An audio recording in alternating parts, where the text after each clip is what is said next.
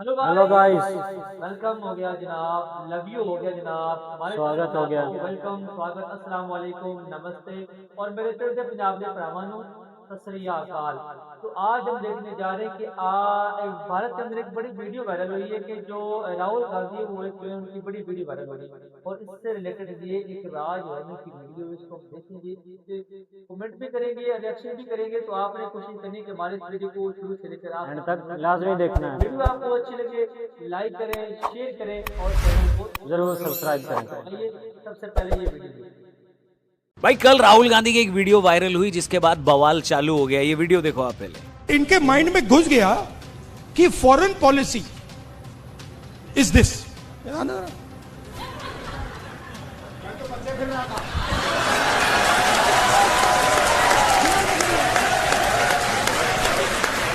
अब पता नहीं किसने डाला, कहां से घुसा कि भाई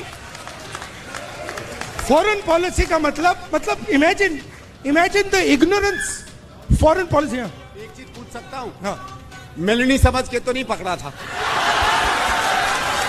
मैं एक बात बताता हूं आपको, ये मोदी जी के पास ना खतरनाक कृपा है, जबरदस्त लक है उनके पास कि उनको ऐसा ऑपोजिशन मिला है।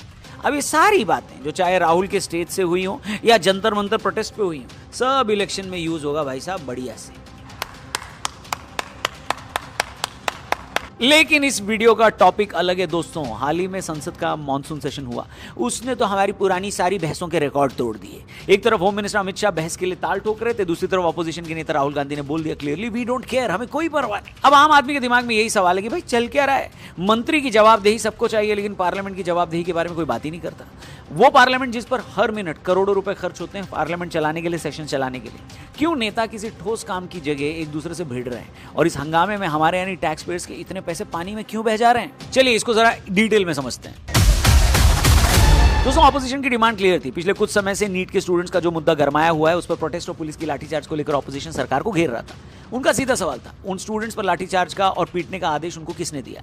उनकी जिद थी कि होम मिनिस्टर अमित शाह खुद संसद में आए, इस बात का जवाब दे, क्योंकि दिल्ली पुलिस सीधे होम मिनिस्टर के अंडर आती है। इसके अलावा राम मंदिर में चंदा चोरी का जो एलिगेशन था, उस पर भी ऑपोजिशन चर्चा चाहता था। जब बात बहुत बढ़ गई और ऑपोजिशन लगातार एलिगेशन लगाने लगा कि अमित शाह गायब है, संसद आने से डर रहे हैं, तो अमित शाह ने मोर्चा संभाला। अमित शाह ने संसद में ऑपोजिशन को पूरे 24 घंटे का टाइम दिया, ऑफर दिया। शाह ने कहा कि अगर ऑपोजिशन सच में चर्चा चाहता है तो एक फॉर्मल लेटर दे। 12 तारीख को उन्होंने कहा कि मैं आज दोपहर 3 बजे से लेकर कल यानी अगले दिन दोपहर 3 बजे तक सदन में बैठने को तैयार हूं। आप सवाल पूछिए, मैं हर एक बात का जवाब दूंगा। आज 3 बजे तक स्पीकर साहब को वो पत्र दे दे। 3 बजे से लेकर कल 3 बजे तक सभी प्रकार की चर्चा के लिए हम तैयार हैं। मैं सदन में ही बैठूंगा, सबको सुनूंगा और सब चीजों का जवाब दूंगा। सरकार के पास छुपाने के लिए कुछ नहीं है। अब बारी राहुल गांधी की थी। जैसे अमित शाह ने 24 घंटे वाला ऑफर दिया, राहुल गांधी ने इसे सिरे से खारिज कर दिया। उन्होंने मीडिया के सामने आकर बोला कि भाई वी डोंट केयर कि अमित शाह बोल क्या रहे हैं। राहुल का लॉजिक था कि ऑपोजिशन अमित शाह का कोई लेक्चर या उनकी कोरी फैंटेसी सुनने के लिए नहीं बैठा है। हमने खारगे जी और मैंने प्रेस कॉन्फ्रेंस किया, बाकी ऑपोजिशन ने क्लियरली बोला है we are not interested in listening to mister Amit Shah imagination. Rahul का लॉजिक यही था, बॉस दिल्ली पुलिस और रैपिड एक्शन फोर्स दोनों होम मिनिस्टर के अंडर आते हैं। ऐसे में अमित शाह ने स्टूडेंट्स को क्या पीटने का आदेश दिया है? अगर हाँ तो वो दोषी हैं और उन्हें इस्तीफा देना चाहिए, और अगर पुलिस ने बिना उनके आदेश के ऐसा किया है तो इसका मतलब है कि वो एक इनकॉम्पिटेंट होम मिनिस्टर हैं और इस नाते भी उन्हें इस्तीफा देना चाहिए। राहुल ने यह भी एलिगेशन लगाया कि अमित शाह पिछले 20 दिनों से गायब थे और उनमें हाउस का सामना करने की हिम्मत नहीं है। First of all the most important thing to understand इस 20 दिन के लिए गायब हो गए। और देखो, नेता लोग अपनी बयानबाजी करते रहेंगे, पॉलिटिक्स करते रहेंगे। उस मुद्दे पर आते हैं जो हमको सबसे ज्यादा चुभता है, यानी हमारा पैसा। जब नेता संसद में लड़ रहे हैं तो काम ठप्प होता है, तो असल में नुकसान देश का होता है। संसद चलाने का खर्च कोई मामूली नहीं है। एक एस्टिमेटेड नंबर्स के मुताबिक संसद की कार्रवाई के हर 1 मिनट पर लाखों खर्च होते हैं। एक दिन का खर्च करोड़ों आता है। इस मानसून सेशन में हंगामे के कारण कई घंटे बर्बाद हुए। अगर सिर्फ एक ही बवाल को ले ले तो लगातार कई दिनों तक कार्रवाई रुकी रही। इसका मतलब है कि टैक्स पेयर्स के करोड़ों रुपए बिना किसी प्रोडक्टिव काम के स्वाहा हो गए। इतना ही नहीं, इस पॉलिटिकल उठापटक के कारण कई जरूरी बिल भी अधर में लटक गए। लोकसभा में 18 दिनों के सेशन के दौरान कामकाज कुल 108 घंटे शेड्यूल किए गए थे, लेकिन लगातार हंगामा हुआ। इसकी वजह से लोकसभा ने केवल 19 घंटे 23 मिनट काम किया और कुछ रिपोर्ट्स के अनुसार 17.5 घंटे ही काम हुआ टोटल मिलाकर। सीधे तौर पर देखा जाए तो अकेले लोकसभा के लगभग 89 आवर्स बर्बाद हो गए। कामकाज की प्रोडक्टिविटी गिरकर महज 18 से 19% के आसपास रहेगी। राज्यसभा की बात कर लेते हैं, वहां कंडीशन थोड़ी सी बेटर थी, थोड़ी सी। राज्यसभा में कुल 37 घंटे 49 मिनट काम हुआ, कुल प्रोडक्टिविटी महज 39% दर्ज की गई। राज्यसभा के सभापति ने भी हाउस की इस डिसऑर्डर पर गहरी चिंता और रिग्रेट जताया।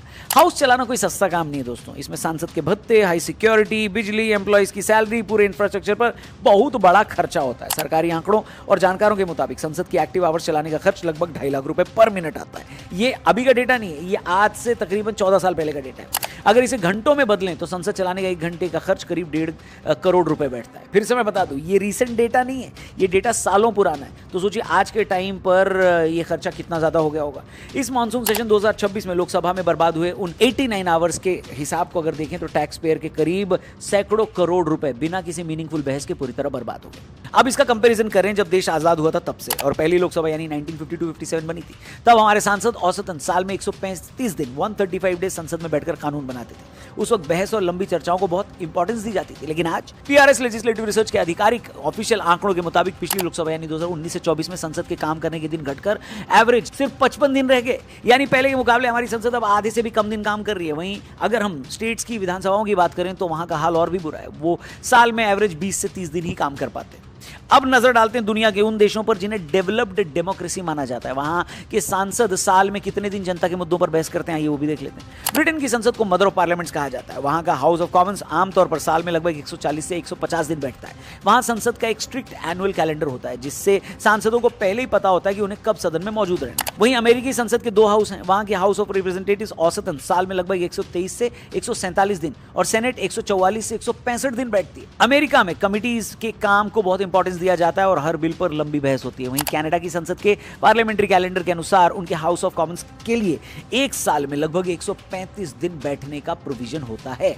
देखा आपने दोस्तों, ये पूरा डेटा हमने आपके सामने रख दिया कि भैया दुनिया में क्या हो रहा है और भारत की संसद में क्या हो रहा है। इसलिए सरकार जी हो या ऑपोजिशन जी हो, दोनों से हाथ जोड़कर यही अपील है कि भैया आपको अगर पॉलिटिक्स करनी है, नेतागिरी करनी है, भाषणबाजी करनी है, एक दूसरे की टांग खींचनी है, एक दूसरे को पेलना है, तो भाई साहब संसद के बाहर करो।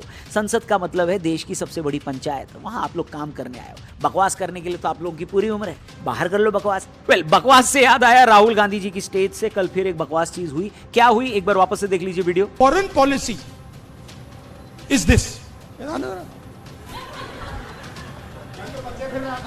जी हाँ, दिल्ली में एक प्रोग्राम चल रहा था। इसी स्टेज से लोकसभा के leader of opposition Rahul Gandhi ने कुछ ऐसा किया जिससे एक बार फिर देश की राजनीति और डिप्लोमेसी में बवाल हो गया। बात सिर्फ प्रधानमंत्री मोदी की क्रिटिसिज्म की नहीं है, बल्कि जिस बदतमीजी से एक दूसरे देश की हेड ऑफ स्टेट को यानी कि इटली के प्रधानमंत्री मेलोनी का नाम उछाला गया, उसने कई गंभीर सवाल खड़े कर दिए। फॉरेन पॉलिसी एक चीज पूछ सकता हूँ?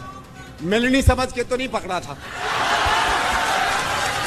Two nearly 60-year-old men, one 60, one or 2 years younger, hug each other on stage and make sexist comments on the Italian Prime Minister Meloni.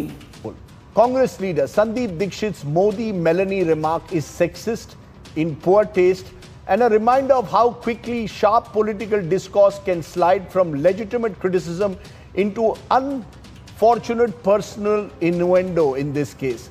Rahul Gandhi मन से प्राइम मिनिस्टर मोदी की विदेश नीति पर तंज कस रहे थे। उनका कहना था कि मोदी जी को लगता है कि विदेशी नेताओं से गले मिलना ही विदेश नीति है। उन्होंने कहा, मुझे नहीं पता कि उनके दिमाग में अजीब आइडिया कहां से आया और उन्हें लगता है यही विदेश नीति है। इतना कहते ही राहुल गांधी ने पास खड़े कांग्रेस नेता संदीप दीक्षित को जोर से गले लगाया। माहौल में हंसी मजाक चल रहा था, तभी संदीप दीक्षित ने चुटकी लेते हुए राहुल से एक बदतमीजी वाली बात बोल दी और कहा कि मेलोनी समझ के तो गले नहीं लगाया। मेलनी समझ के तो नहीं पकड़ा था?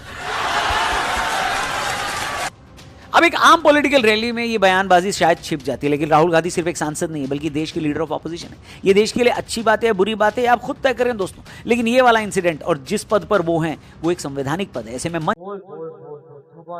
मैं तो हैरान हो गया हूँ, एक पार्लियामेंट चलाने के लिए इतना ज्यादा खर्च, इतना बजट है। मिनट में 2.5 लाख रुपए, 2.5 करोड़ 2.5 करोड़, एक मिनट में 2.5 लाख रुपए अच्छा, खर्चा 2.5 होता है। करोड़। इतना ज्यादा खर्चा यार, क्या करते हैं वहाँ पे? बैठ के वो अपने अपने गप्पे लगाते हैं, एक दूसरे को हिट करते हैं, एक दूसरे को जनाबी तानाशानी करते हैं, यही काम करते हैं वहाँ बैठ के। देश चलाने क्या देश चलाते हैं यार, इतना जब ये इलेक्शन होता है ना भाई, इलेक्शन जब होता है तो ये करोड़ों अरबों रुपया लगा देते हैं।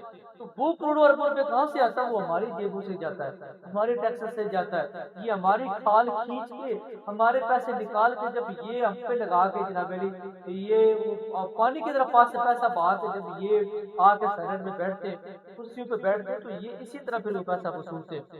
तो ये देखिए ना कि ये जो ना पैसा फिर हमारी खाल से निकालते हैं, वो इतना ज्यादा इनको इतने वहाँ पे सहूलतें दी जाती है कि एक आम बंदा जो है ना, देखिए ना, एक मजदूर अगर मजदूरी कर रहा है मुल्क के अंदर, तो ये अगर कुर्सी पर बैठ के इनको 2-3 हजार यूनिट फ्री है, इतने टिकट फ्री है आपको, कई हर मुल्क के अंदर जो है ना आप लग्जरी किस्म की जो ना वो एयरप्लेन के जनाब उसको टिकट फ्री किए जाते हैं, ठीक है ना, विजिट फ्री किए जाते हैं। यार ये जुल्म नहीं, एसी फ्री चला रहे, पेट्रोल फ्री इनको मिल रहा है। यार ये गलत बात है। अगर इक़्तिदार में आए तो इनको चाहिए कि यार ये अपने देश से सारा कुछ चलाएं, फिर पता चले कि यार ये देशभक्त, ये तो सिर्फ अपनी यैशी के लिए आते हैं यहाँ पर। तो ये होने नहीं चाहिए। बड़े बड़े देश देखो जिन्होंने तरक्की की है भाई, उनके अंदर ये बातें नहीं है। वहाँ पे देखो कि ये उनके सेनेट के अंदर अगर यहाँ पे हजारों की तादाद में यहाँ पे बैठे हो, कोई MP बैठा हुआ है, कोई MLA बैठा हुआ है, कोई जनाब प्राइम मिनिस्टर, कोई जिनके कई नाम का ही नहीं पता कितने वहाँ पे वजीर मशीर ये वो बैठे हुए।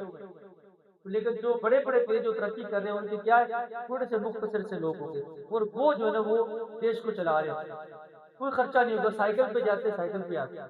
तो इनकी गाड़ियों को प्रोटोकॉल देख रहे, एक बंदा अगर विदेश जा रहा है उसके साथ जो है वो दर्जनों उसके साथ गाड़ियां, ठीक है ना। तो ये क्या है, ये अवाम के टैक्स से, अवाम के खून चूस के पैसे निकाल के लिए जो ये करते हैं यार, जुल्म है यार, नहीं होना चाहिए यार। पर ये तो बात है ना, जब से ये बात देश आजाद हुआ तब से ये सिलसिला चला आ रहा है। हम जो है ना वो खून पसीना बहा के इनको टैक्सेस दे रहे हैं और ये यशियां कर रहे हैं। अगर ये यशियां ना करे तो ये अगर पैसा अगर देश के ऊपर लगे, चाहे हमारा देश है चाहे आपका देश है, तो मेरा ख्याल में हम यूरोप से ज्यादा अमीर हो, यूरोप से, अगर ये जो इतनी यशियां करते ना करे तो क्या ख्याल है? जी बिल्कुल है। मैं तो भाई मेरा तो दिमाग ही एक किस्म का ना हैंग हो गया कि यार देख के एक जो घंटे का 2.5 करोड़ रुपया ऐसा, 1 घंटे का 2.5 करोड़ रुपया गाइस खर्चा आ रहा है। 1,500,000 एक सेकंड का इंडिया की, अंदाजा लगाएं, और वो भी 14 घंटे, कितने मिनट है, कितने दिन, कितने हफ्ते, कितने साल लगते हैं। 14 साल पहले का मेरे ख्याल से डेटा था, अभी का तो डेटा निकाल ही नहीं होता। 1.5 करोड़ रुपया एक दिन का मोदी जी का स्कूटी का खर्चा है। अगर एक दिन का 1.5 करोड़ अगर अवाम पे लगाया जाए तो मेरा ख्याल में कितने जो मामला है वो सुन सकते। मैं वहाँ की नहीं बात कर रहा, मेरी बात को आपने बिल्कुल माइंड नहीं ना अपने दिल पे लेना, मैं हर अपने देश की भी बात कर रहा हूँ। यहाँ की भी ये सूरत हाल है, जो वहाँ की सूरत हाल है। जब ये 2 देश आजाद हुए, इनके ऊपर जो मुसल्लत हो गए, इन्होंने तो भाई इनको निचोड़ कर रख दिया। हमारे पब्लिक का कोई ख्याल नहीं, पब्लिक का किसी ने सोचना ही नहीं। तो गाइस अब जो है ना दुआ करें कि हमें हमारी जान से छूटे, और ये जो आके लुटेरे हमारे ऊपर बैठे हुए, इन्होंने हमारे खून चूस रहे, हमारे टैक्स से ये यशियां कर रहे हैं। इनकी बिजली जो फ्री है वो खत्म होनी चाहिए, इनके जो तेल पेट्रोल फ्री है वो खत्म होना चाहिए, इनकी गाड़ियों के जो प्रोटोकॉल है वो खत्म होने चाहिए, इनके जो बाहर के जो टूर के वीजे जो फ्री है वो टिकट फ्री है वो खत्म होने चाहिए। मतलब सब जो यशियां खत्म होनी चाहिए। फिर मैं देखता हूँ कौन आके इलेक्शन लड़के वो MP MLA बनता है, कोई भी नहीं आया, ये सिर्फ यशी करने आते हैं।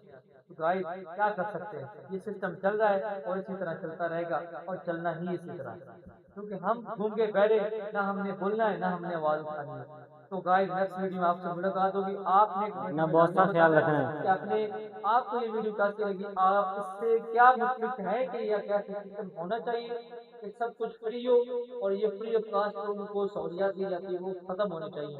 क्या आप इससे मुतफिक हैं तो आपने कमेंट में हाँ का जवाब लाजमी देना, हमें आपके कमेंट का इंतजार